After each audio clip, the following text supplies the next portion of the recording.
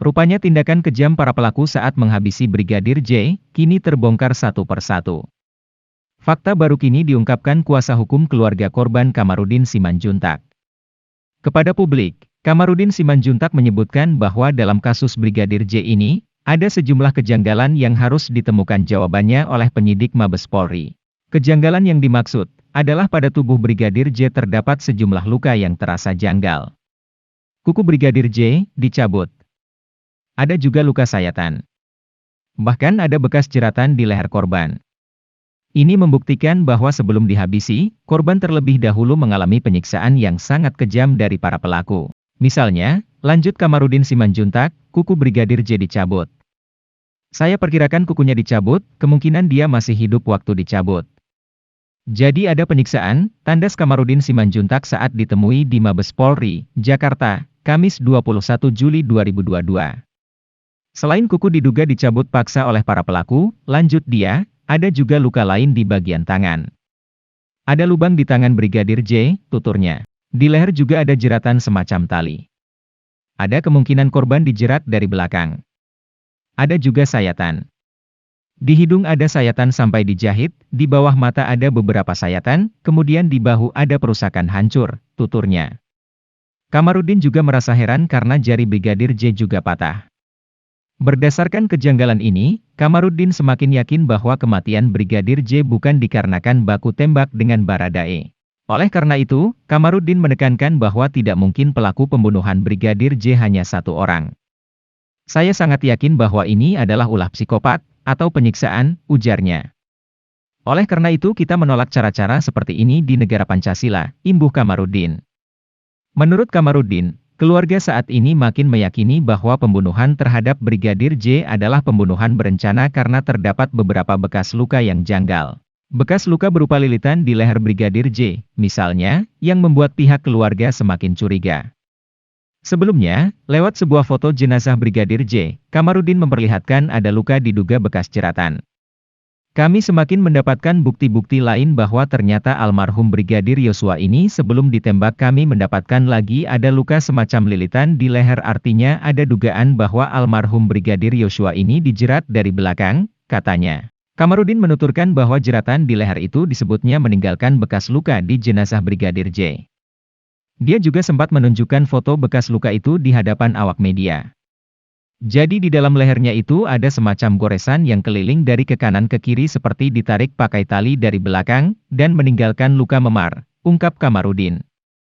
Karena itu, Kamarudin meyakini bahwa bukti-bukti itu menunjukkan adanya dugaan penganiayaan yang dialami Brigadir J sebelum tewas ditembak. Pelakunya juga diduga lebih dari satu orang. Kami semakin yakin bahwa memang pelaku dugaan tindak pidana ini adalah terencana oleh orang-orang tertentu dan tidak mungkin satu orang karena ada orang yang berperan pegang pistol, ada yang menjerat leher, ada yang menggunakan senjata tajam dan sebagainya, pungkasnya. Kamarudin pun berharap temuan CCTV semakin memperjelas kasus polisi tembak polisi ini. Sebab, rekaman videonya juga akan diungkap ke publik setelah penyidikan rampung. Kadif Humas Polri Irjen Dedi Prasetyo menyatakan bahwa nantinya rekaman CCTV itu dibuka setelah proses penyidikan rampung. Rekaman tersebut kini masih didalami tim khusus bentukan Kapolri Jenderal Listio Sigit Prabowo.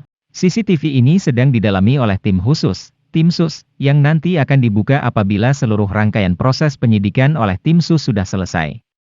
Jadi dia tidak sepotong-potong, juga akan menyampaikan secara komprehensif apa yang telah dicapai tim sus, kata Dedi kepada wartawan, Kamis 21 Juli 2022. Ia menuturkan bahwa Kapolri mendengarkan apa yang menjadi aspirasi masyarakat terkait kasus Brigadir J.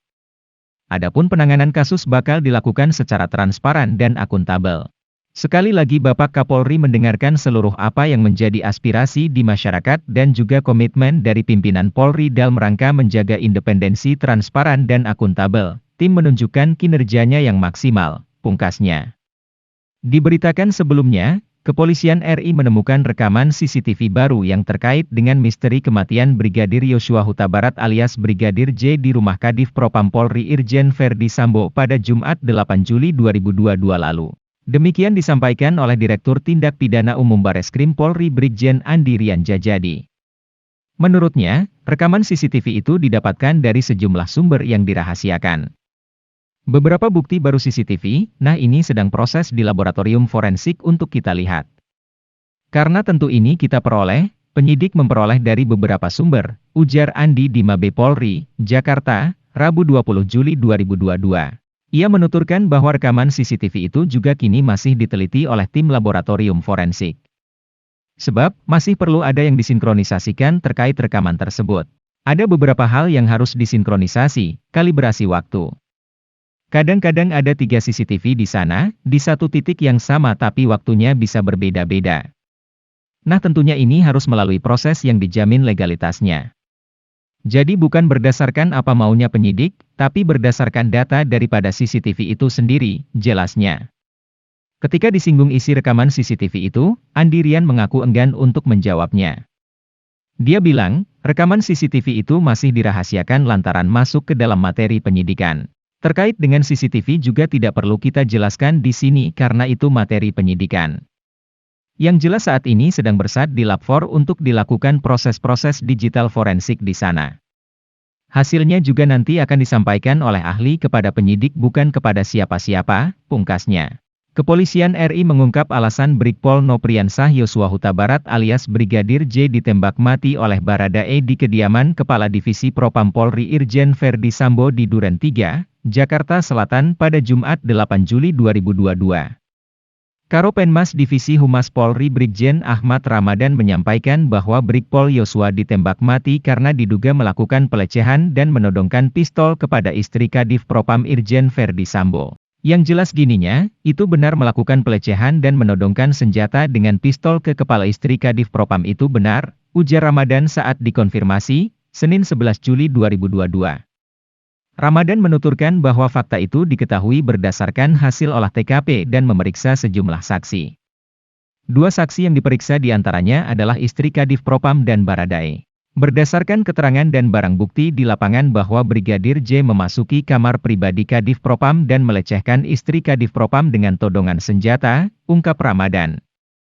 Ia menuturkan bahwa istri Kadif Propam disebut berteriak akibat pelecehan yang diduga dilakukan Brigadir J. Teriakan permintaan tolong tersebut pun didengar oleh Baradae yang berada di lantai atas rumah.